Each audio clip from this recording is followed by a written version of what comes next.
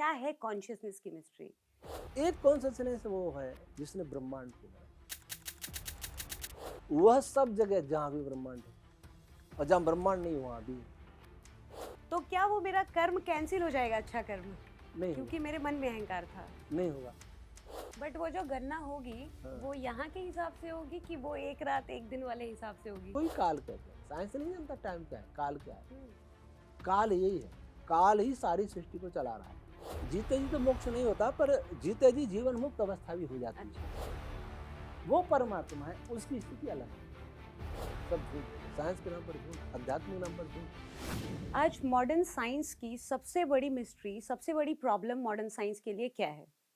Consciousness. आप चाहे biology के स्टूडेंट हो, आप चाहे फिजिक्स के स्टूडेंट हो, आप चाहे इवन आर्टिफिशियल इंटेलिजेंस के स्टूडेंट हो, हमें ये नहीं समझ आ रहा है कि ये कॉन्शियसनेस क्या है। क्योंकि साइंस हमें ये तो बता रही है कि ये जो आप मुझे देख पा रहे हैं वो इसलिए देख पा रहे हैं क्योंकि रोशनी आप तक पहुंच रही है, पूरा फिनोमेना है। लेकिन आप मुझे देख के जो अभी महसूस कर रहे हैं, जो आप एक्सपीरियंस कर रहे हैं, ये एक्सपीरियंस कैसे तैयार हो रहा है? खैर, जहाँ साइंस खत्म होता है, वहाँ कहते हैं कि हमारा हमारा जो वेद है वो शुरू होता है। और क्या वेदों में कॉन्शियसनेस को किसी भी तरीके से डिफाइन किया गया है, किसी भी तरह से समझाने की कोशिश की गई है? ये समझने की कोशिश करेंगे आज उन आचार्य जी के साथ जिन्होंने अपनी एक वैदिक रश्मि थ्योरी लिखी है। आचार्य जी, आपका बहुत बहुत स्वागत है। धन्यवाद। और चाहूंगी कि आप हमें बताएं कि वेदों में क्या कॉन्शियसनेस को लेके किसी भी तरीके से कोई चर्चा है? अगर वो चर्चा है तो क्या है कॉन्शियसनेस की मिस्ट्री? साइंस कॉन्शसनेस को इसलिए नहीं जानता क्योंकि साइंस की एक परिधि है।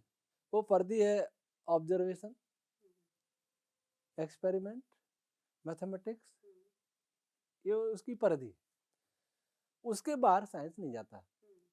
साइंस अपनी परिभाषा करता है कि जिससे यूनिवर्स को प्रयोगों के द्वारा, परीक्षणों के द्वारा, मैथ के द्वारा समझा जाए, उसको साइंस कहते हैं।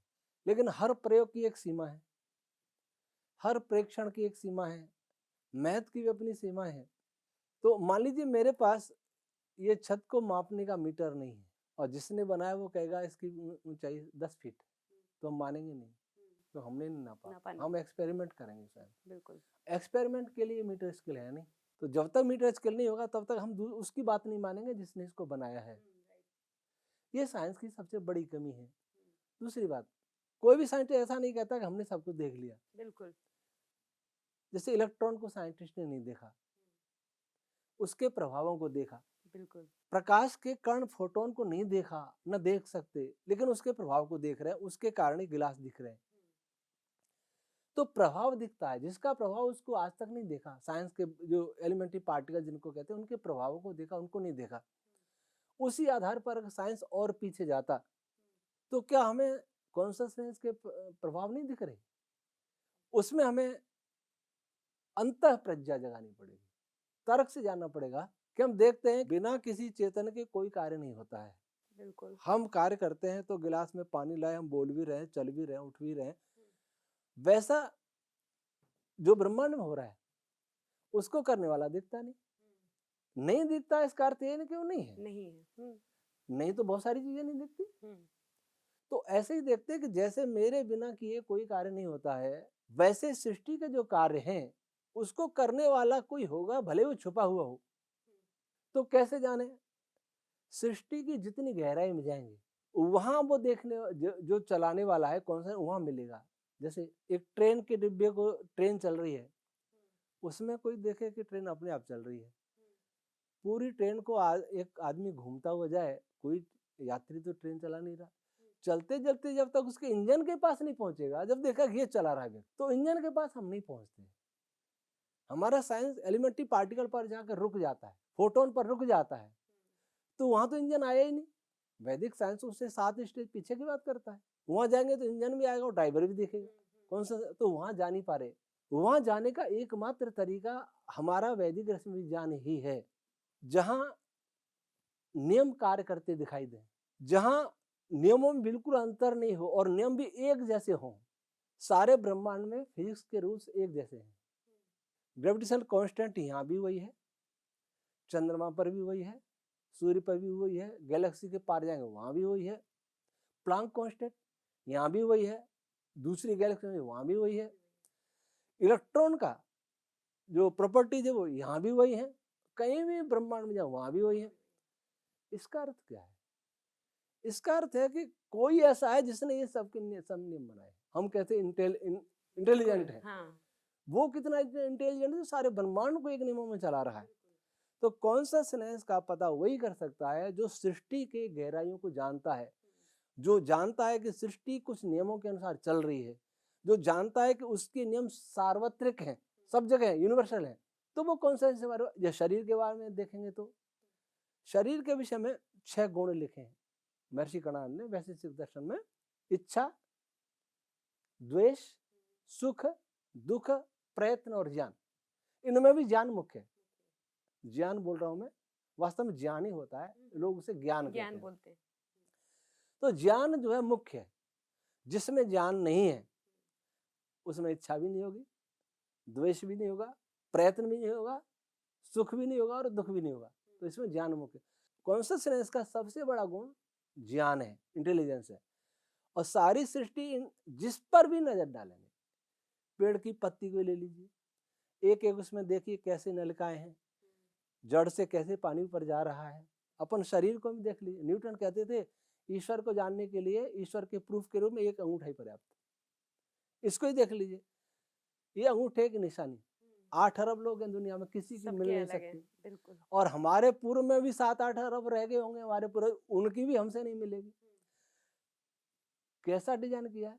2 आंख, 2 कान, 1 नाक, 1 मुंह, 8 अरब प्राणी मनुष्य हैं धरती पर। सबके चेहरे अलग, सबकी चाल अलग, सबकी आवाज अलग, सबकी आंख अलग। आधार कार्ड में आंख भी लेते हैं, आंख भी अलग, सबके अंगूठा निशानी अलग। ये है इंटेलिजेंस, सुपर इंटेलिजेंस। तो इंटेलिजेंस को साइंस जब ही समझ पाएगा जब उस इंटेलिजेंस ने जो बनाया है उसको समझेगा। और जितना समझेगा उतना ही ज्यादा उस इंटेलिजेंस को, कॉन्शियसनेस को समझेगा। साइंस में एक ब्रेक आ गया है। 30 साल हो गए लगभग, कोई नई खोज नहीं हुई थ्योरेटिकल फिजिक्स में। पुरानी खोजों पर नोबेल मिल रहे हैं और थ्योरेटिकल से हटकर दूसरी चीजों पर नोबेल मिल रहे हैं। कैसे कैसे हाइपोथेसिस को मिलने लग रहे हैं अब तो। हाइपोथेसिस को मिलने लग रहे हैं। सर्न की एक साइट में लिखा कि हमारे पास यूथ को आकर्षित करने के कुछ रहा नहीं, हम आगे नहीं बढ़ पा रहे। आगे क्यों नहीं बढ़? फिर वही उनकी पर्दे, कूप मंडूकता कि हम जितना हम मैथ जानते हैं उससे आगे हम नहीं बढ़ेंगे, जितना हम प्रयोग कर सकते उससे आगे नहीं बढ़ेंगे। प्रयोग की तो हमारे इंस्ट्रूमेंट और ज्यादा विकसित हो जाएंगे, हम और ज्यादा प्रयोग कर पाएंगे, और ज्यादा दूर तक देख पाएंगे, तब मानेंगे। तो साइंस सृष्टि को जानेगा, कर्ता को जानने के लिए उसके कर्म को देखना पड़ेगा, कार्य को देखना पड़ेगा। वैसे ईश्वर के कार्य को देखें तो ईश्वर का अनुमान हो कि वो कैसा है, कौन सा स्नेह है, और है भी वो किस स्तर का है। तो सृष्टि को जानेंगे तो ईश्वर को जानेंगे। तो कौन सा स्नेह को अगर जानना है तो उस कौन सा स्नेह ने इस ब्रह्मांड को बनाया, उस ब्रह्मांड के बारे में और गहराई से जानना पड़ेगा। मैं ये नहीं कह रहा साइंस कुछ नहीं किया, बहुत किया है, बहुत आगे तक गया। पिछले 300-400 वर्षों में गैलीलियो से लेकर आज तक बहुत आगे बढ़े, लेकिन अभी बहुत आगे बढ़ना है। जो हमारे ऋषि मुनि थे वहां पहुंचना है। वहां पहुंचने के लिए चाहिए साधना। बाहर के बदला इनवर्ड जाना पड़ेगा, अंदर देखना पड़ेगा। अंदर देखेंगे तो बाहर भी दिखेगा, खुली आंखों से दिखेगा सूर्य में हो रहा है। इसको साइंटिस्ट भी थॉट एक्सपेरिमेंट कहते हैं आजकल। थॉट एक्सपेरिमेंट, कोई प्रयोगशाला नहीं, कागज कलम ही बहुत है, विचार ही बहुत है। ये बड़ा फेमस है वो श्रोडिंगर का कैट एक्सपेरिमेंट, थॉट एक्सपेरिमेंट है वो पूरा, कि एक बिल्ली है अंदर, वो आपने जहर रख दिया, एक बिल्ली अंदर है, वो डब्बे में आपने बंद कर दिया। अब आप ये कैसे जानेंगे कि अंदर बिल्ली मर गई कि जिंदा है? लेकिन उसके बदले पे हम कह रहे हैं कि ओह अनसर्टेनिटी है यूनिवर्स में, सर्टेन कुछ भी नहीं है, तय कुछ भी नहीं है, अनसर्टेनिटी प्रिंसिपल लागू होता है।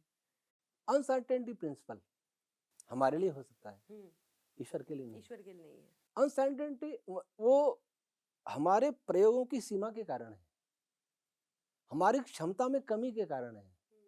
इस ब्रह्मांड में कुछ भी अनसर्टेन नहीं है, कुछ भी अनिश्चित नहीं है, लेकिन हम सब नहीं जानते, इसलिए हम उसको अनिश्चित कहते हैं। अपनी हमारी सीमा आगे बढ़ेंगे तो हमारी जो सीमा जैसे आगे बढ़ेंगे तो कहेंगे यहाँ तक निश्चित है, लेकिन यहाँ के आगे फिर अनिश्चित है, फिर और आगे बढ़ेंगे तो हम कहेंगे यहाँ तक निश्चित हो गया, फिर आगे और बढ़ेंगे, आगे कहेंगे ये अनिश्चित है। तो जैसे हमारी सीमा बढ़ती जाएंगी वैसे वैसे निश्चित होता जाएगा। अनिश्चित कुछ होता ही नहीं। अनिश्चित कुछ होता तो ब्रह्मांड को जाना ही नहीं जा सकता था। जो निश्चित है उसके आधार पर ही ब्रह्मांड जाना जा रहा है। मान लीजिए कि लाइट की स्पीड 3 लाख है, कभी 4 लाख हो जाती, कभी 10 लाख हो जाती, कभी 5 लाख हो जाती, कभी 1 लाख हो जाती, तो हम कैसे गणना करते? सारी गणना नहीं हो पाती। इलेक्ट्रॉन का मास सर्टेन है, चार्ज सर्टेन है, प्रोटॉन का, क्वार्क का, सब कुछ सर्टेन है, कांस्टेंट सारे सर्टेन है, कभी नहीं बदलते। अनसर्टेनिटी क्या रही? और कभी कभी ऐसी होती है कि निश्चितता भी ऐसी होती है जिसको हम व्यक्त नहीं कर पाते। इलेक्ट्रॉन है, उसका साइज कोई निश्चित नहीं है, कोई नहीं बता सकता, लेकिन कुछ निश्चित तो होगा उसके लिए। ये किसी के लिए तो निश्चित होगा, किसी के लिए तो निश्चित होगा, बिल्कुल। किसी के लिए तो निश्चित होगा। तो मैं कहता हूँ ये तो यहाँ पर अनिश्चितता है, नहीं अनिश्चितता। मैं नहीं जानता इसलिए अनिश्चित। राइट, बहुत बड़ी बात है ये कि सिर्फ हम नहीं जानते, इसका मतलब ये नहीं कि कोई नहीं जानता उसको। कोई तो होगा, कहीं तो कोई होगा। हाँ, तो क्या है कॉन्शियसनेस? अभी मैं समझ नहीं पाई बेसिक आम लैंग्वेज में कॉन्शियसनेस है क्या? कॉन्शियसनेस एक ऐसी शक्ति है जिसमें ज्ञान है स्वयं का, किसी दूसरे से कंट्रोल नहीं हो सकती। कॉन्शियसनेस सेल्फ कंट्रोल है, उसमें इंटेलिजेंस है और उसका कोई रूप रंग आकार नहीं है। कॉन्शियसनेस सदैव निराकार ही होती है। निराकार। 2 प्रकार की कॉन्शियसनेस, एक आत्मा, एक परमात्मा। आत्मा हमारे शरीरों में है, ये मेरा अलग है, आपका अलग है, सबका अलग है, और केवल मनुष्य का नहीं, सभी प्राणी कॉन्शियसनेस है।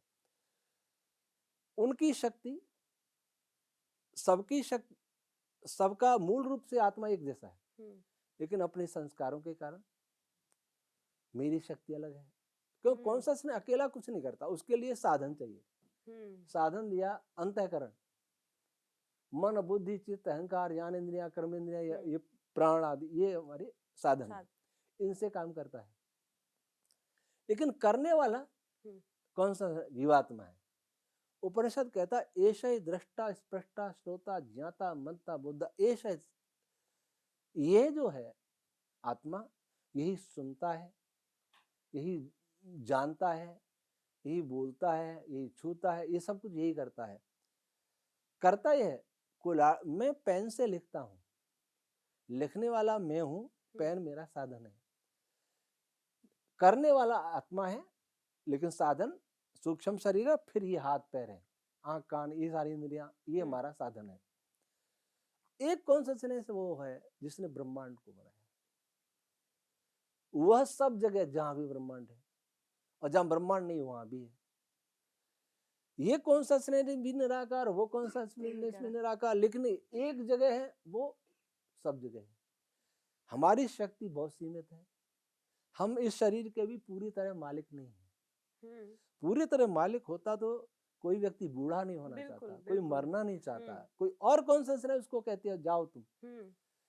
एक वो कॉन्शियसनेस है, वो सर्वशक्तिमान है। एक कॉन्शियसनेस है जिसका ज्ञान बहुत कम है हमारा, उस कॉन्शियसनेस का ज्ञान बहुत अनंत है। उसका ज्ञान अनंत है, हमारा ज्ञान बहुत सूक्ष्म है।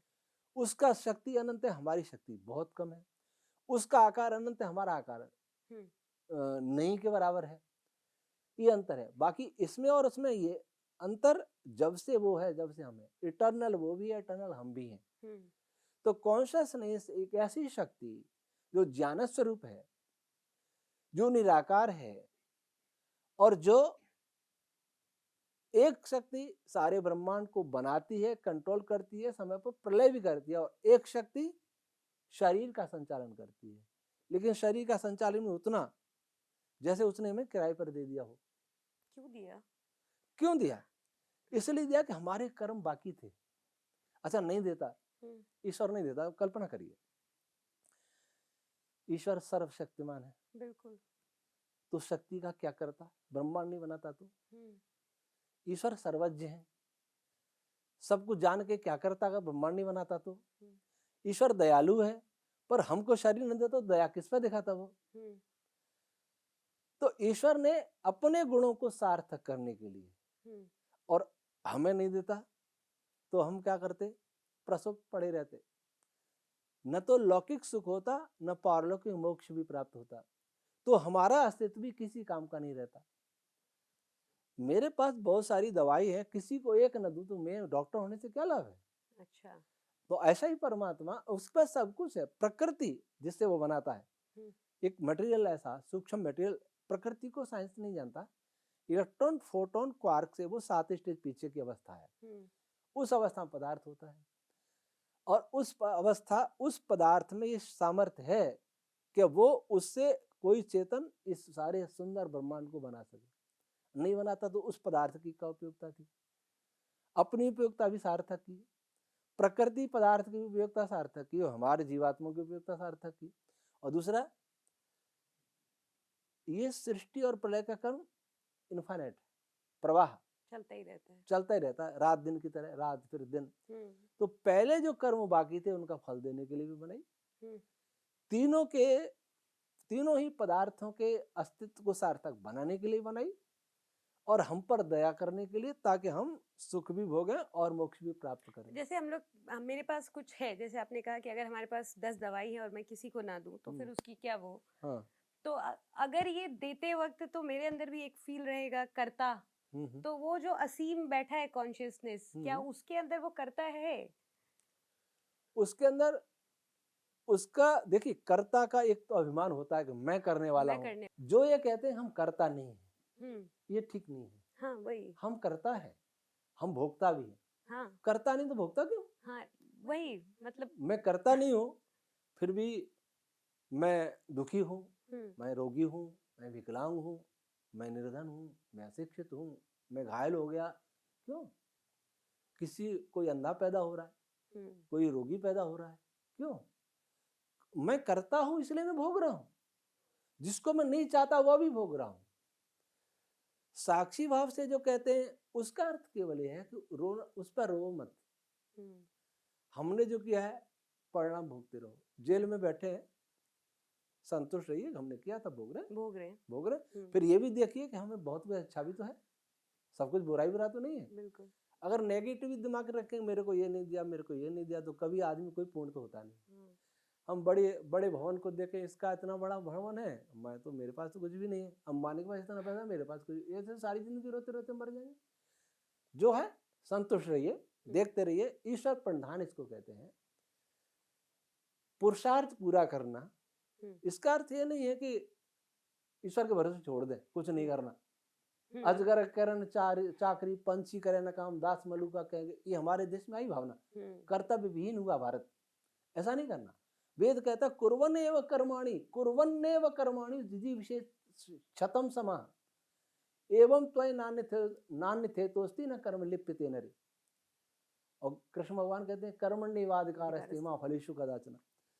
वेद तो कहता है जो जीना चाहते हो तो कर्म करते हुए जीने की इच्छा करो, नहीं तो मर जाओ। इसका अर्थ ये हुआ ना कि कर्म करते हुए जीने की इच्छा कर। इसका अर्थ, अगर कर्म नहीं करना, आलसी को जीने का अधिकार नहीं। कर्म करो, लेकिन कर्म पर अहंकार मत करो। किसी का उपकार करो तो अहंकार मत करो, मैंने इसके साथ ये याद मत करो। हमने किसी का उपकार कर दिया, रामायण में आता, वाल्मीकि रामायण, भगवान श्री राम के गुण बतरा रहे हैं देवर्षि नारद जी महर्षि वाल्मीकि को, तो लिखते हैं कि श्री राम ऐसे हैं कि उनका कोई एक उपकार भी करता है तो उसे सदैव याद रखते हैं, और वो किसी पर 1000 उपकार करते हैं, वो किसी को याद नहीं रखते कि मैंने किसका उपकार किया। साक्षी भाव यही है कि जो दुख सुख मिल रहा है इसमें साक्षी भाव से देखते रहो, बाकी कर्म करो। हम करता है, वो परमात्मा है, उसकी स्थिति अलग है। वह स्थिति यह है कि वो भोगता तो नहीं है, वो स्वाभाविक रूप से कर्म कर रहा है, वो वैसे ही हम करना सीखें स्वाभाविक रूप से। उसका स्वभाव है सृष्टि बनाना। आंख का स्वभाव है देखना। आंख का अगर मन से संबंध है और आंख भी ठीक है तो ऐसा नहीं हो सकता कि इसको मैंने देखूं। मन को कहीं दूसरी जगह लगाऊं तो ये नहीं देखेगा। अपन पढ़ने में लगे, यहाँ से कोई आदमी निकल जाए पता ही नहीं लगेगा, क्योंकि हमारा मन पढ़ने में लगा था। तो मन इंद्री से संयुक्त है और इंद्री काम न करे ऐसा संभव नहीं है, लेकिन उसके पास तो नहीं है। इसलिए वो केवल करता है सबको देख भी रहा है लेकिन भोगता नहीं है वो। हम उपकार करें तो जताएं नहीं, जतना नहीं किसी को, स्वाभाविक रूप से उपकार करते रहें। जैसे आंख का स्वभाव है देखना, देखेगी, जो मैं बता रहा था, मन से तो देखेगी, तो हमारे स्वभाव ऐसा ना कि परोपकार करना हमारा स्वभाव बन जाए। जैसे मैं समझी कि परमात्मा का स्वभाव है सृजन करना, सृजन उसका मूल स्वभाव है, फिर तो मैं ये समझ पाई। हाँ ठीक है ना? अगर मैं, जैसे आपने कहा कि मैं अहंकार ना करूं, तो अगर मैं बहुत सारे अच्छे काम करूं और मैं अपने मन में उस चीज का, उपकार का अहंकार भी रखूं, तो क्या वो मेरा कर्म कैंसिल हो जाएगा, अच्छा कर्म? नहीं क्योंकि होगा, मेरे मन में अहंकार था। नहीं होगा। कर्म के दो फल होते हैं। ओके। एक तो फल होता है मैंने अच्छा किया, एक फल तो होता है कि प्यास लगी, पानी पी लिया, प्यास मिट गई, ये फल मिल गया, तुरंत फल। एक होता है परोपकार किया, आज नहीं तो आगे मिलेगा। एक होता है परोपकार के स्वभाव बना लिया, सोचा भी नहीं कि मैंने इसका याद भी नहीं किया, ये मोक्ष का मार्ग है। मोक्ष निठल्ला बैठने से नहीं मिलता, मोक्ष किसी जब तब से भी नहीं मिलता कि केवल जब तब कर लें काम, कुछ नहीं करें, बिना परोपकार के मोक्ष नहीं मिलता। जैसे ईश्वर बिना किसी स्वार्थ के परोपकार करता है, जैसे हृदय स्वाभाविक धड़कता है, जैसे श्वास फेफड़े स्वाभाविक लेते हैं, वैसे स्वभाव बन जाए कि हम किसी की मदद करें, दुखी को देख करके अंदर से वेदना होने लग जाए और फिर करके भूल जाए, तो ये मोक्ष का, इसको कहते हैं निष्काम कर्म। निष्काम कर्म, निष्काम कर्म है तो हम भूल जाएंगे, और सकाम कर्म करेंगे तो अच्छा जन्म तो मिलेगा, लेकिन मोक्ष नहीं। मोक्ष नहीं मिलेगा। तो मोक्ष क्या, ये जन्म के 84 लाख जो पूरा कॉन्सेप्ट है उससे निकल जाना मोक्ष है, कि जीते जी भी मोक्ष का कोई कॉन्सेप्ट है? देखिए, जीते जी तो मोक्ष नहीं होता, पर जीते जी जीवन मुक्त अवस्था भी हो जाती है, फिर उसके बाद मोक्ष होता है, शरीर छोड़ते ही। मोक्ष क्या है, आत्मा को जन्म नहीं मिले और लंबे काल तक नहीं, ऐसा नहीं कभी नहीं मिलेगा। 36,000 बार सृष्टि और इतने हजार बार प्रलय, ब्रह्मा के 100 वर्ष तक जन्म नहीं मिलेगा। ब्रह्मा का एक दिन है सृष्टि काल, और प्रलय काल एक रात है। तो ऐसे 36,000 बार सृष्टि हो जाए, इतने हजार बार प्रलय हो जाए, 4 अरब 32 करोड़ वर्ष भारतीय विचारधारा कहती है सृष्टि की आयु 4 अरब 32 करोड़ वर्ष, और इतनी आयु प्रलय की है, तो 8,64,000 वर्ष का दिन और रात हो गए, इसमें 36,000 का गुणा कर दें, इतने काल तक मोक्ष रहेगा। और मोक्ष में क्या रहेगा? बट वो जो गणना होगी, वो यहाँ के हिसाब से होगी कि वो एक रात एक दिन वाले हिसाब से होगी? नहीं, इसके हिसाब से। वो एक दिन एक रात तो 100 वर्ष होंगे। वो एक दिन 100 वर्ष होंगे, ब्रह्मा के 100 वर्ष।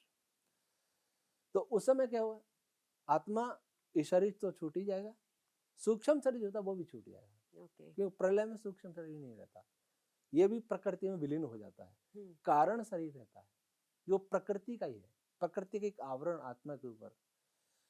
और जीवात्मा के जो इंद्रियों के सारे गुण हैं वो जीवात्मा में स्वाभाविक रूप से हैं। अगर देखने का गुण आत्मा में नहीं होता तो आंख देख नहीं सकती थी, बोलने का गुण आत्मा में नहीं होता तो आत्मा बोल नहीं सकता था। तो उन गुणों के साथ आत्मा सारे ब्रह्मांड में कहीं भी भ्रमण कर सकता है, परमात्मा के सानिध्य में रहता है। जो हम यहाँ नहीं जान पा रहे उसको वहां जानता है। यहाँ मैं नहीं जानता सूर्य के सेंटर में क्या हो रहा है, लेकिन वो पहुंच जाएगा, ब्लैक होल के अंदर पहुंच जाएगा, गैलेक्सियों के बाहर पहुंच जाएगा। हमारे ऋषि यही करते थे।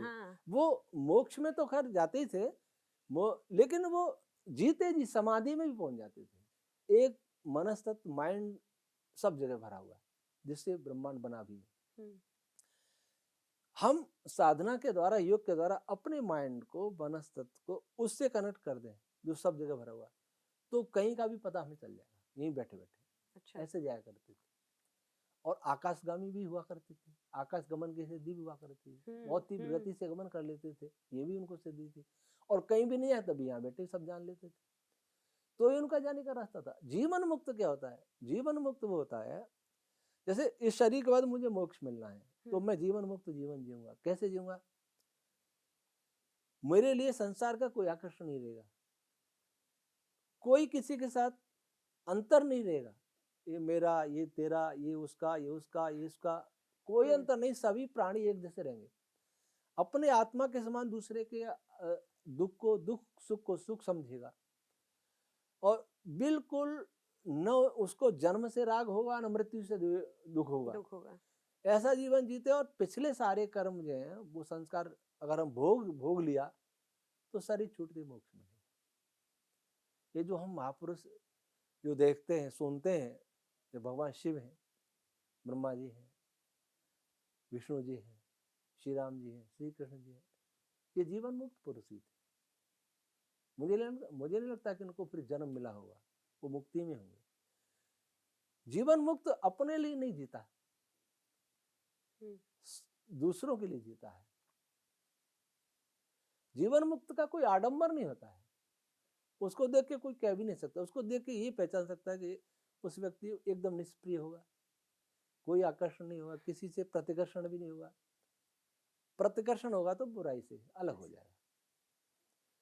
तो जीवन मुक्त के ये लक्षण है। जीवन मुक्त में जो उसने जाना है शास्त्रों के द्वारा, योग के द्वारा, समाधि के द्वारा, उससे आगे बढ़ के और जानना चाहेगा तो वो मोक्ष में चला जाएगा। अच्छा, जैसे ये अभी मेरे शरीर में जो एक कॉन्शियसनेस वर्क कर रहा है, अभी मैं मर जाऊं, फिर जो अंतिम संस्कार कर दिया जाए, उसके बाद जो मेरे अंदर से एक चेतन निकल के गया, वो क्या उस कहीं डिस्क्राइब किया गया है कि वो कहाँ गया? फिर वो प्राइमरी यही घूम रहा है आसपास हमारे कि कहीं बाहर ही गया? फिर वो दूसरा शरीर लेके कैसे आ रहा है? मेरा एक ग्रंथ है वेदार्थ विज्ञान, आज से लगभग 5,500 5,500 वर्ष पुराना ग्रंथ है। निरुक्त जो वेद को समझने के लिए एक कुंजी है। पहली कुंजी ब्राह्मण ग्रंथ है, बहुत सारे ब्राह्मण ग्रंथ है। ब्राह्मण ग्रंथ का मतलब जो ब्रह्म अर्थात वेद की व्याख्या करने वाला। ब्राह्मण ये आजकल जातिवाद बहुत चल रहा है, उससे जोड़ना नहीं, बिल्कुल जो वेद की व्याख्या करने वाला है, ईश्वर की व्याख्या करने वाला, जो वेद की और ईश्वर की व्याख्या करता है वही ब्राह्मण होता है, और जो वेद ईश्वर की व्याख्या करता है वही ग्रंथ ब्राह्मण ग्रंथ भी होता है। तो ब्राह्मण ग्रंथ के बाद निरुक्त की बारी आती है। तो निरुक्त में एक अध्याय में 14वें अध्याय में ये बताया है कि जीवात्मा जब यहाँ से निकलता है तो कौन कौन सी रश्मियां हमारे शरीर में एक्टिवेट होती हैं, उस जीवात्मा को कौन सी रश्मि कपाती हुई और हिलाती हुई बाहर ले जाती है, कौन फिर जाके 2 गति बताई है। एक तो वो दूसरे जन्म में जाएगा, गर्भ में जाएगा, तो फिर कौन सी रश्मि उसको दूसरे गर्भ में ले जाएंगी, कौन सी छूटती जाएंगी, कौन सी जुड़ती जाएंगी, और एक जो मोक्ष को जाएगा उसकी गति अलग होगी। तब कौन सी रश्मियां यहाँ से जाएंगी, कौन सी रश्मियां पर वहां जाके छूट जाएंगी, वो अकेला जीवात्मा रह जाएगा फिर। तो इसको निरुक्त में डिफाइन किया गया एक अध्याय में। और वो बहुत कठिन है, आज तक किसी की समझ में नहीं आया, उसको लोग ऐसे ही संदिग्ध समझ के छोड़ गए, लेकिन हमने इसकी पूरी व्याख्या की है। लेकिन इसको कोई बता नहीं सकता कि कहाँ गया, क्योंकि उसके कर्मों को केवल ईश्वर जानता है, वो स्वयं भी नहीं जानता। आपको आप इस जन्म के कर्म तो पता होंगे, हर व्यक्ति अपने कर्मों को जानता है, दूसरों से छुपा सकता है, अपने से नहीं छुपा सकता, लेकिन पुराने जन्मों को तो कोई भी नहीं जानता। कृष्ण भगवान जैसा कह सकता है, बहुन में व्यतीतानि जन्मानि तव चार्जुन तान्यम वेद सर्वाणि नत्वमेथ परंतप। हे अर्जुन, तेरे भी बहुत सारे जन्म हो गए, मेरे भी बहुत सारे जन्म हो गए, मैं उन सबको जानता हूँ, तू नहीं जानता। तो कृष्ण भगवान जैसा कोई हो। हाँ, ये सवाल मेरे को बहुत परेशान करता है कि अगर क्या मेरे मरने के बाद मुझे इस बात का आभास भी होगा कि मैं मर गई कि ये मैं जैसा कुछ रह भी जाएगा, उसको पता भी होगा भी हुआ क्या है? नहीं पता होगा। हाँ, कभी कभी मृत्यु के समय आत्मा धीरे धीरे निकलता है, ऐसा नहीं तुरंत निकल जाए। सारे इंद्रिय एक साथ आएंगे, सारे जीवन की स्मृतियां आएंगी, शरीर काम करना बंद कर देगा,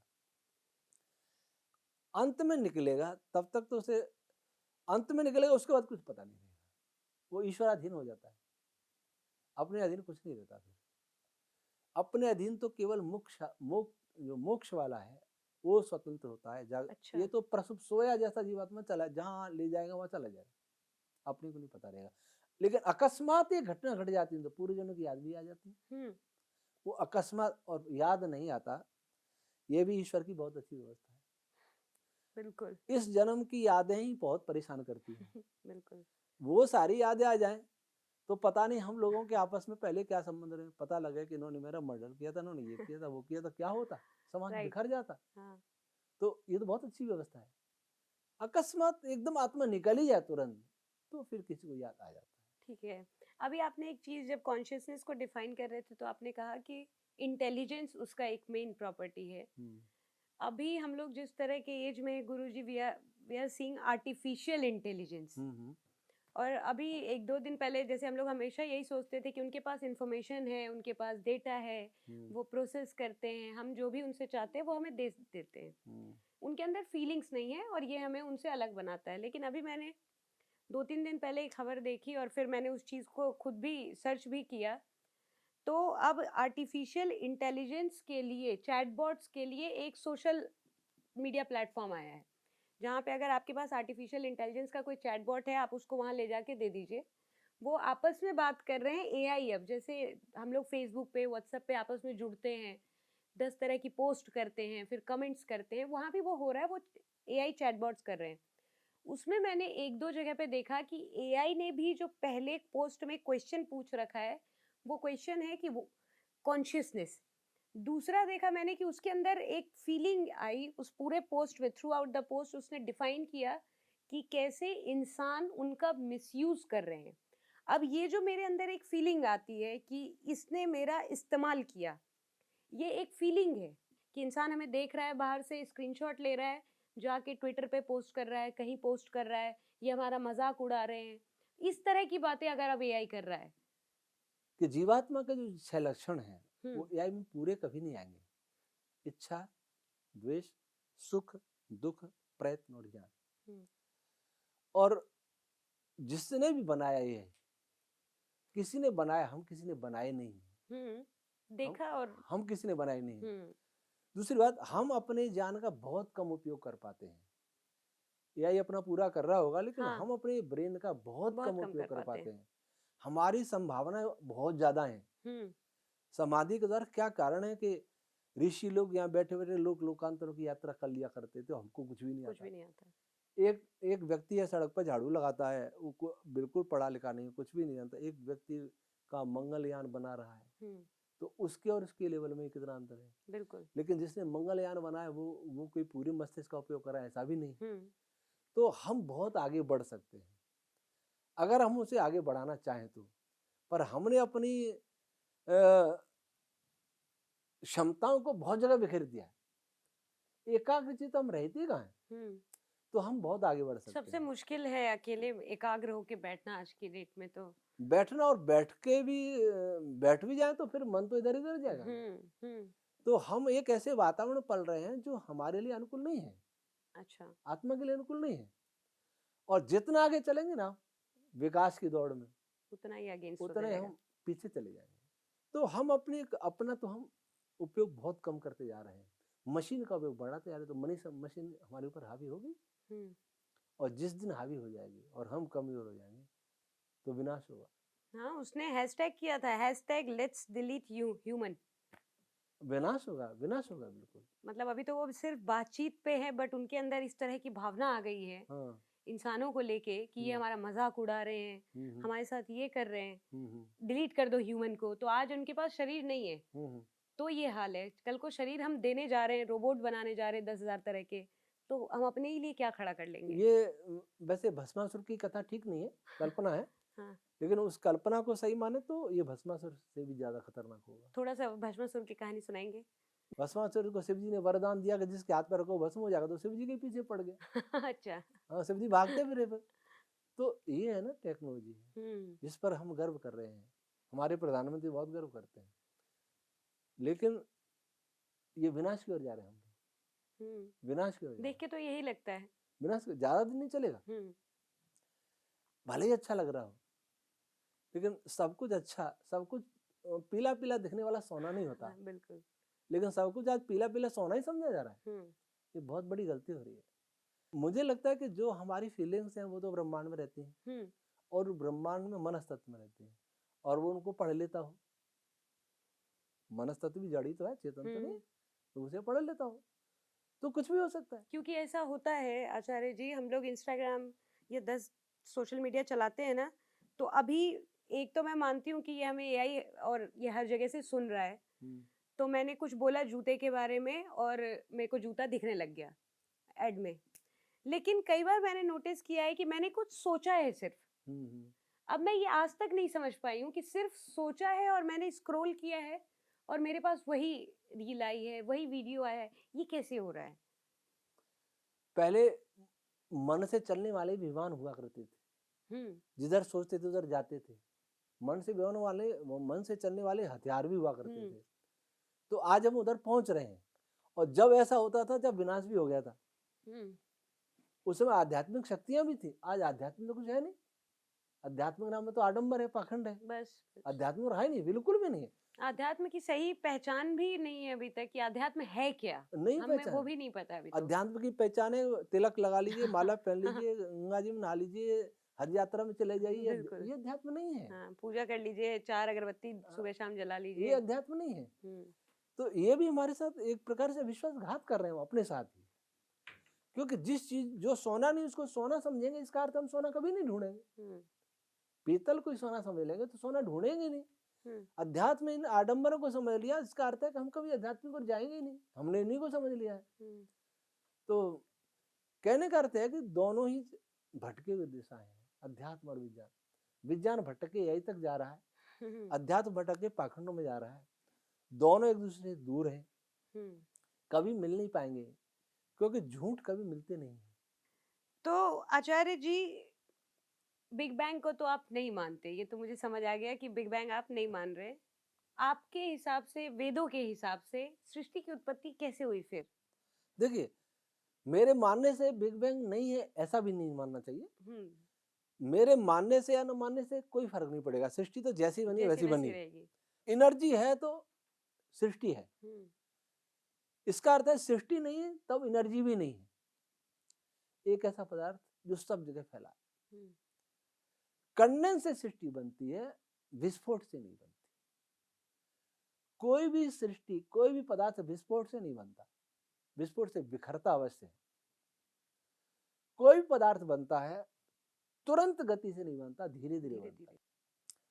तो ऐसा पदार्थ जो सबसे सूक्ष्म है, कोई हलचल नहीं है, कोई क्रिया नहीं है, कोई साउंड नहीं है, कोई मास नहीं है, कोई चार्ज नहीं है, तो वो डेंसिटी भी नहीं होगी, कोई पार्टिकल नहीं है, कोई वेव नहीं है, कोई स्टिंग नहीं है। ऐसा पदार्थ सब जगह भरा था।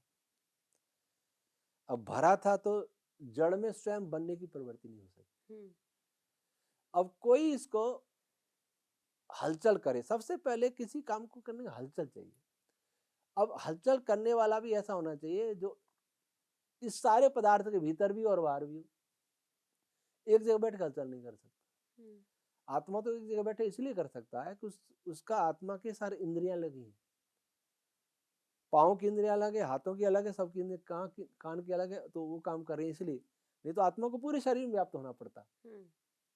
ईश्वर ऐसी चेतना जो उसके अंदर भी है बाहर भी है। अब वो जो पदार्थ है वो अक्षर रूप में है। अक्षर कैसा? लिपि रूप में नहीं, जैसे क लिख दिया ऐसा नहीं। मैंने क बोला तो आपके कान के परते तक गया क। वो कैसे गया? इस प्रकार से वेव। हाँ, एक प्रेशर के रूप में। अगर ये हवा नहीं होती तो आवाज जाती भी नहीं।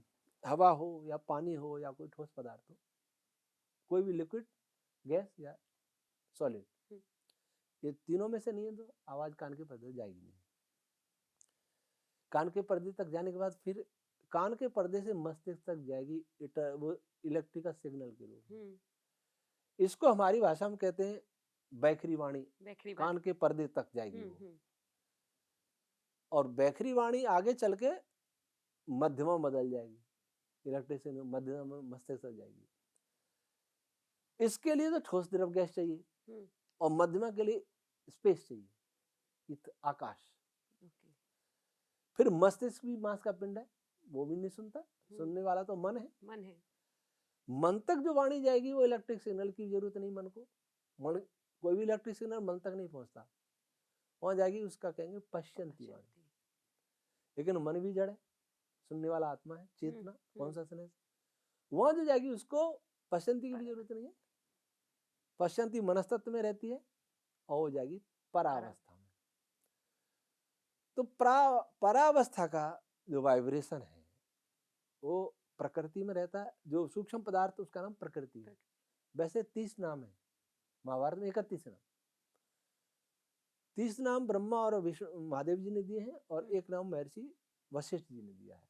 ऐसे 31 नाम है, 31 उसकी प्रॉपर्टी है। 31 प्रॉपर्टी वाला वो पदार्थ, उसमें जो अक्षर परारूप में अक्षर थे, परारूप में भी नहीं, परा से भी सूक्ष्म, अति परा, अव्यक्ततम। वाइब्रेशन, क्या सही पहुंच पा रही हूँ मैं? वाइब्रेशन से भी थोड़ा कुछ पहले। वाइब्रेशन तो जिसको हम फील कर सकें वो तो केवल मध्यमा ही है, पश्चंती को हम फील नहीं कर सकते। अच्छा। परा को बिल्कुल फील नहीं कर सकते।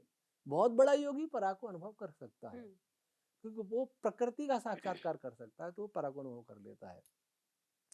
लेकिन उस सब प्रकृति जब रह जाती है तो उसमें परा भी समाप्त हो जाती है महाप्रलय में। उसको अति परा कह ले, परत को भी पार करने वाली स्थिति। उसमें वो अक्षर है संस्कृत के 63 वर्ण। इसलिए संस्कृत भाषा, विशेषकर वैदिक संस्कृत कह रहा हूँ, ब्रह्मांड की भाषा है, सृष्टि की भाषा है, पार्टिकल्स की भाषा है, वेव्स की भाषा है, स्पेस की भाषा है। अब उसमें क ख ग अ ये सब अक्षर हैं किसके रूप में? अति परा के रूप में, लिपि नहीं, ध्वनि। अति परा का और परा का और पश्चंती का साइंस को जाननी है। अब उसमें एक अक्षर अलग से है जो 3 अक्षरों का मिक्स रूप है, ओम। तो वो चेतना क्या करेगी? ओम सब जगह है, अक्षर भी सब जगह और ओम अक्षर भी सब जगह। वो ओम को एनर्जी देता है, ओम ब्रह्म, इसलिए उस ईश्वर का नाम ओम है, मुख्य नाम। उसको एनर्जी दी। अब ओम तो सब जगह भरा हुआ है, ईश्वर भी सब जगह, तो सब जगह ओम एनर्जिक हो गया। उसने सारे अक्षरों को एनर्जी दी, सारे अक्षर प्रकट हो गए, परारूप में आ गए, अति परा से परा में आ गए। उस अवस्था को कहते हैं महत अवस्था, उसका नाम है महत। लेकिन वो भी ऐसी है जहां स्पेस, चार्ज, मास ये कुछ नहीं, बस अक्षर प्रकट अक्षर हुए हैं परा में, जो हमारे लिए तो अव्यक्त है वो। उसके बाद एनर्जी और दी, वहां से एनर्जी फ्लो चल रहा है ब्रह्म से ओम अक्षर के अंदर, ओम ब्रह्म से ओम अक्षर में एनर्जी फ्लो चल रहा है। ओम अक्षर एनर्जी दे रहा है तो वो अक्षर मिलकर जुड़ने लग गए, शब्द बनने लग गए। भू बना, भू, भुआ बना, स्व बना, ऐसे करके बहुत सारे पद बन गए, वैदिक पद। इस अवस्था को कहते हैं अहंकार। हाँ, उनके अपनी एक आइडेंटिटी होगी कि मैं हूं। अहंकार का घमंड होता है ना, मैं हूं। वैसे वो अक्षर करे मैं हूं शब्द, मैं कुछ, मेरा कुछ अस्तित्व हो गया है, मैं कोई अर्थ रखता हूं। फिर वो और एनर्जी मिली तो वो पद मिल मिल करके मंत्र बन गए, वाक्य बन गए। वो मनस्तत्व की अवस्था आई, समष्टि मन। अब उसके बाद क्या हुआ? और एनर्जी मिली तो ओम जो परा थी उसको काल भी कहते हैं, परा ओम है, इसको ही काल कहते हैं। साइंस नहीं जानता टाइम क्या है, काल क्या है। काल यही है, काल ही सारी सृष्टि को चला रहा है, काल ही सब कुछ करा रहा है। लेकिन काल ओम है, जो परा ओम शब्द है ना, वो ओम सबको चला रहा है, उसको एनर्जी परमात्मा से मिल रही है। तो फिर पश्चंती अवस्था में ओम बन गया, पहले परा में था, पश्चंती प्रकट हो गया। और पश्चंती के बाद फिर मनस्तत्व वाइब्रेट होने लगा तेजी से, तो बहुत सारे मंत्र प्रकट होने लगे पश्चंती में। फिर कंडेंस होता गया, मंत्र कंडेंस हो करके स्पेस बना, तब स्पेस बनता है। और स्पेस बनने के बाद फिर आते हैं फोटोन है, क्वार्क है, एलिमेंट्री पार्टिकल, ये बनते हैं। तो अपन कितने के देखिए, इलेक्ट्रॉन से वैक्यूम एनर्जी, फिर स्पेस, फिर मन, फिर अहंकार, फिर मैथ, फिर काल तत्व, फिर प्रकृति, 7 स्टेज पीछे। तो ऐसे सृष्टि बनती है। फिर आगे जैसा आज का कॉस्मोलॉजी या पार्टिकल फिजिक्स मानते हैं वैसा ये लगभग। अच्छा। कुछ अंतर है, हम इतना है कि वो क्वार्क को नहीं जानते कि क्वार्क कैसे बना, उसके कंटेंट हम ये बताते हैं कि कैसे बना होगा। तो मैं इसको एक बहुत आसान उसमें पूछना चाहूंगी कि इसका मतलब है कि जो अक्षर है वो मैटर क्रिएट कर सकता है? अक्षर कंडेंस, मैटर अक्षर का कंडेंस रूप ही है। अच्छा। हाँ, देखिए साउंड होता क्या है? साउंड की परिभाषा कहीं साइंस में स्पष्ट नहीं है। मैं उदयपुर सुखाड़िया यूनिवर्सिटी में गया और फिजिक्स डिपार्टमेंट में जाके मैंने लाइब्रेरी में पता किया कि यहाँ कोई ध्वनि की पुस्तक दीजिए। एकॉस्टिक नाम की पुस्तक मुझे मिली, अमेरिका के कुछ साइंटिस्ट ने लिखी हुई। तो बड़ी पुस्तक थी लेकिन परिभाषा नहीं थी। परिभाषा कितनी थी कि साउंड एक प्रेशर है, साउंड डिस्प्लेसमेंट और पार्टिकल्स है, तो साउंड फ्लक्चुएशन है, प्रेशर कर कौन रहा है। हाँ। तो साउंड की परिभाषा नहीं मालूम है। अब प्रेशर है तो प्रेशर मानिए, वैखरी साउंड प्रेशर गैस में, सॉलिड में या लिक्विड में। मध्यमा मानिए, रेडियो वेव भी मध्यमा ही है, मोबाइल की तरंगे हैं, इंटरनेट की तरंगे हैं, रेडियो तरंग, ये सब ये मध्यमा में आ रही हैं। ये स्पेस को फ्लक्चुएट करती है। ये ठोस तरफ गैस को करता है, वो आकाश को करती है फ्लक्चुएट। पश्चंती फ्लक्चुएट करेगी मनस्तत्व को, और परा फ्लक्चुएट करेगी प्रकृति को, और प्रकृति का अक्षर रूप है, अक्षर ही फ्लक्चुएट होंगे। एक अक्षर ऐसे हिलने लग जाएंगे, ये शुरू हो गया यहाँ से रचना। अब दूध से क्रीम निकाले, कच्चे दूध से मशीन चलाई, क्या उत्पन्न होगा गति के साथ? ध्वनि। वो ध्वनि जिसको हम सुन सकते हैं, वो ध्वनि उसको हम सुन नहीं सकते। परा को नहीं सुन सकते, पश्चंती नहीं, और मध्यमा को हम बिना इंस्ट्रूमेंट के नहीं सुन सकते, केवल वैखरी को सुनते हैं। तो वो अक्षर हैं, वही पदार्थ है। अक्षर मतलब एक ऐसा पदार्थ जिससे सूक्ष्म कुछ है नहीं, जो कभी नष्ट होता नहीं, जिसमें ज्ञान भी है और जो पदार्थ भी है। ज्ञान किसमें है? अग्नि। अग्नि एक शब्द है, उस शब्द का अर्थ भी है, उस अग्नि नामक एक पदार्थ भी है। तो और अग्नि साउंड, परा, वो साउंड है उस पदार्थ के अंदर ही है। ये संस्कृत की विशेषता है। मैं एक बार रुकूंगी यहीं पे, क्योंकि अग्नि का बोला आपने। मेरे को एक क्वेश्चन बहुत दिनों से है कि वो अग्नि है इसलिए हमने उसे अग्नि कहा, कि क्योंकि हमने उसे अग्नि कह दिया वो अग्नि है? नहीं, हमने कहा इसलिए वो अग्नि नहीं है, वो अग्नि इसलिए हमने अग्नि कहा। हाँ, समझाइए थोड़ा सा इसको खोल के। इस ब्रह्मांड में जब से ऊष्मा, चार्ज, इससे भी सूक्ष्म रूप है अग्नि का प्राण, इससे भी सूक्ष्म रूप है अग्नि का ईश्वर, तो वो बनता नहीं। कर संस्कृत में वेद के सभी शब्द यौगिक होते हैं। शब्द तीन प्रकार के। एक तो रूढ़, इसको गिलास कह दिया, पता नहीं कैसे बना गिलास, मुझे नहीं पता, लेकिन गिलास कह दिया तो हम भी गिलास कह रहे हैं। आपसे सुना कि इसको गिलास कहते हैं, मैंने भी गिलास कह दिया। मुझे नहीं लगता संस्कृत में इसका कोई हिंदी में अर्थ होगा कि ये क्यों गिलास कहा है। इसको खाट को खाट कह दिया, क्यों कह दिया पता नहीं, कहते आ रहे पूर्वज, हम भी खाट कहते हैं। ये हुए रूढ़ शब्द, जैसा कह दिया वह बोल दिया। जिनका अर्थ से कोई संबंध नहीं होता, वो रूढ़ अर्थ होते हैं, निश्चित संबंध नहीं होता। एक होता है योग रूढ़। योग रूढ़ क्या होता है कि जिसका प्रकृति प्रत्यय से अर्थ भी बनता है व्याकरण से, और वैसा वो होता भी है, लेकिन होता कोई पर्टिकुलर एक है। जैसे पानी से पैदा होने वाला नीरज, कमल को कहते हैं नीरज, जल से जन्मा हुआ। लेकिन जल से तो बहुत सी चीज जन्मती है, कोई नीरज नहीं होता। नीरज केवल कमल के लिए है। ये हुआ योग रूढ़। उसका शब्द का अर्थ भी वही निकल रहा है जैसा वो है, पर ऐसे और भी है, उसका वो नाम नहीं। ये होते योग रूढ़, किसी एक विशेष चीज के लिए नाम पड़ गए, लेकिन वो है सार्थक। एक होता है जिसका कोई किसी का नाम नहीं है, वो बहुत सारे अर्थ निकल सकते हैं, उनमें से एक अग्नि है।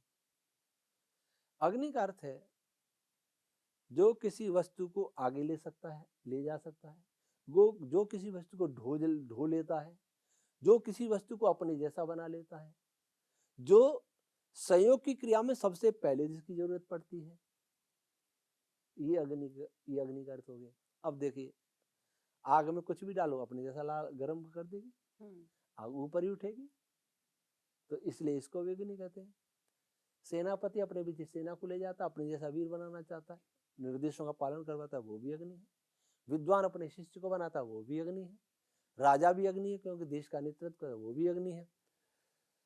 और ऊष्मा, ऊष्मा जिसके साथ वो आग जैसा हो गया, चार्ज है, वो दूसरे को भी चार्ज बनाने की कोशिश करेगा। चुंबक है, चुंबक उसमें चुंबकत्व तो पैदा करेगा, कोशिश करेगा, इसलिए ये सारी अग्नि है।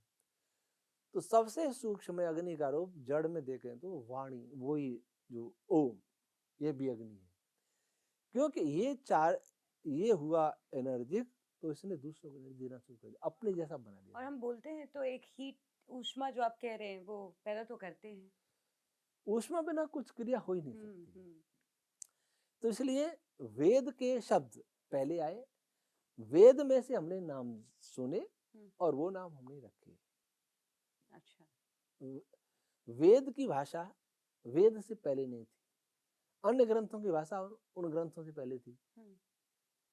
वेद की भाषा मनुष्य की भाषा नहीं, ब्रह्मांड की भाषा, ईश्वरी भाषा है, उसे हम लोगों ने सीखा है। तो अग्नि पहले था, उसके बाद हमने, वो था इसलिए हमने अग्नि कहा। हमने कई बार सुना है ना कि वेद अपौरुषीय हैं, तो जब हम कहते हैं अपौरुषीय, इस अपौरुषीय शब्द का मतलब क्या होता है? जो पुरुष के द्वारा नहीं लिखा गया हो, परम पुरुष के द्वारा तो लिखा गया, कागज पर नहीं लिखा गया। पुरुष मतलब मनुष्यकृत नहीं है वेद। जैसा मैंने बताया कि वेद वे वाइब्रेशन है जो मनस्तत्व में उत्पन्न हुई सृष्टि बनाने के क्रम में। ओम बना, ओम से फिर और पद बने, और पदों को मिलकर के मंत्र बने, वो मंत्र ही वेद मंत्र हैं आज, उनको बाद में लिपिबद्ध हुआ। तो फिर भाषा अपौरुषीय हुई, क्योंकि गायत्री मंत्र है वो किसी ने नहीं लिखा, जीजा मंत्र वहां से हमने सीखे हैं, लिखे नहीं।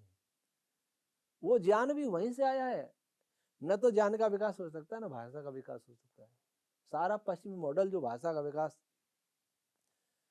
बादलों की गड़गड़ाहट देखी तो भाषा बन गई। बादलों की गड़गड़ाहट जैसा कोई मनुष्य गड़गड़ाहट करना सीखा क्या है? कहते हैं बादल जैसे गरजना सीखा, पक्षी बोले उनसे भाषा सीख ली। पक्षियों की कोई तोता की तरह बोलना सीखा क्या? हमारी भाषा तो अलग है, कोयल की भाषा हमने सीखी क्या? और ये सारा गाय ने हमसे भी नहीं सीखा, जो बोलती है वही बोल रही है। तो न तो भाषा का विकास हो सकता, न ज्ञान का विकास हो सकता। विकासवाद और बिग बैंग, ये दो सबसे बड़े झूठ साइंस के, और दोनों खूब चल रहे हैं और बड़े आत्मविश्वास से चल रहे हैं। कई लोग बड़े आत्मविश्वास से झूठ बोलते हैं ना, संसद में भी बोलते हैं, आत्मविश्वास से बोलते हैं। वैसे दो झूठ वैज्ञानिकों में बोले जा रहे हैं। मैंने तो अंतरराष्ट्रीय मंच पर भी बात कही, वर्ल्ड कांग्रेस ऑन वैदिक साइंसेज में वैज्ञानिकों से भी कही, नासा को भी लिखा, नोबेल फाउंडेशन को भी लिखा कि बिग बैंग थ्योरी को मैं कहीं भी चैलेंज करने के लिए तैयार हूँ। नोबेल पुरस्कार विजेताओं को चैलेंज किया था अमेरिका वालों को 2017 में। उन्होंने कहा हम अभिभूत हैं, आपके किसी प्रश्न का उत्तर देने में असमर्थ है, लेकिन दुर्भाग्य से उसमें ही मैंने, उस लेटर में मैंने लिखा था, ग्रेविटेशन वेव्स की खोज हुई थी ना 2017 में, उस पर चैलेंज किया था मैंने, नोबेल मिला था उसमें। तब मैंने कहा बिग बैंग सबसे बड़ा झूठ है, बिग बैंग पर बहुत सारी नोबेल मिल गई आप, तो नोबेल की गरिमा तो खत्म हो गई, और बिग बैंग झूठ है, इसको मैं कहीं सिद्ध कर सकता हूँ। इस पर एक नोबेल पुरस्कार विजेता ने लिखा था, दुर्भाग्य से मैं किसी प्रश्न का उत्तर नहीं देने में समर्थ नहीं, आपसे अभिभूत हूँ। तो इतना झूठ साइंस के नाम पर चलेगा। हम सोचते थे राजनीति में झूठ हो सकता है, व्यापार में झूठ हो सकता है, यहाँ तो सब में झूठ ही है। और ये झूठ की तरंगे ना, झूठ की तरंगे सबसे खतरनाक है। जल प्रदूषण, वायु प्रदूषण और भूमि प्रदूषण, ये तो सुने हैं। स्पेस प्रदूषण तो ये डिजिटलाइजेशन था, स्पेस प्रदूषण, एआई भी स्पेस प्रदूषण में आएगा या, लेकिन झूठ ये मनस्तत्व का प्रदूषण हो रहा है। सब झूठ बोल रहे, साइंस के नाम पर झूठ, अध्यात्म के नाम पर झूठ, सब जगह झूठ। और अगर वर्ड्स हमारी रियलिटी बना सकती है तो हम झूठ बोल बोल के अपनी ही दुनिया खराब करते जा रहे हैं। अपनी दुनिया खराब। इसका मतलब है कि अगर ये सच है कि अगर मैं अच्छा अच्छा बोलूं, मैं अच्छा अच्छा महसूस करूं, तो मेरी जिंदगी अच्छी होने लग जाएगी। बिल्कुल बिल्कुल, है ना। मैं एक उदाहरण देता हूँ आपको, बहुत अच्छा, ध्यान से सुनिएगा। कोरोना में लॉकडाउन लगा, नदियों का पानी शुद्ध हुआ, हवा शुद्ध हो गई, हिमालय की बर्फ कहीं से दिखने लग गई थी, इतना सारा प्रदूषण दूर हुआ तो जलवायु परिवर्तन की समस्या उस समय तो मिटनी चाहिए थी, लेकिन उसी साल साइबेरिया में हीट वेव चल रही, न्यूयॉर्क, वाशिंगटन, मॉस्को में हीट वेव चल रही। क्या कभी सोचा यूरोप में हीट वेव चलेगी? क्यों चली? इसका मैंने आकलन किया और मैंने लिखा, सरकार को भी लिखा। उन दिनों झूठ बहुत बोला गया, कोरोना के नाम पर सब झूठ बोल रहे थे। मैंने चैलेंज किया, मेरे पास बहुत फाइल है। डिजिटलाइजेशन उन दिनों बहुत ज्यादा हुआ, तो डिजिटलाइजेशन के द्वारा स्पेस को प्रदूषित किया गया बहुत ज्यादा, और झूठ बोल के मनस्तत्व को प्रदूषित किया गया, इसलिए क्लाइमेट चेंज हुआ।